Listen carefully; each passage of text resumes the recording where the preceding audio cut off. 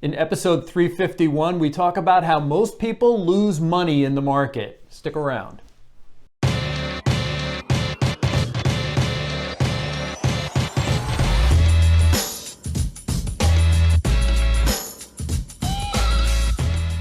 Welcome to the Mullooly Asset Show. I'm your host for today, Tom Mullooly, and this is episode number 351. Thanks for tuning in.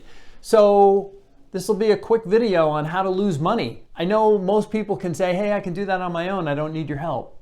But interesting data from Morningstar that came out recently, it showed that most investors lose up to 1/5 or 20% of the gains that mutual funds post because of their own mistakes. So we'll link to this in the show notes, but very interesting point that a lot of people overlook, how individual investors can lose money. It reminded me as I was reading the article that one of the best lines I ever heard from Warren Buffett is, if you've worked with a stockbroker, you've probably heard this. You can't go broke taking a profit.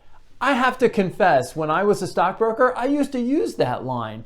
It's probably one of the worst things you can ever do, and maybe the worst bit of advice when it comes to investing. Just stick with what's working. So the article in Morningstar talked about the past 10 years. So from 2013 through 2022, the average mutual fund investor gained 6% annually. So, they probably didn't make 6% in 1 year, but over the years, the average was 6% a year. However, the average mutual fund returned 7.7% in the same period. How is this happening? It's very possible that you could have bought a mutual fund, say in the middle of a calendar year, and the fund had a great first half, you missed it. But that only explains the first year. What about years 2 through 10? What about all of them? I can tell you from my own experience, hearing this on the other side of the phone and talking to clients, I'll hear things like, well, I don't like the market right now, or I'm worried about the economy, or this fund that I found over the weekend is actually doing better than the fund that I have, and so maybe we should switch. Or I'm worried about interest rates going up, or I'm worried about interest rates going down, or I'm worried about the war in fill in the blank. Honestly, we're talking about the last 10 years. You could pick any 10-year period. The answers are still the same. I don't like the guy in the White House. I hear that all the time. I'm worried about the election. We hear these things all the time. These are excuses.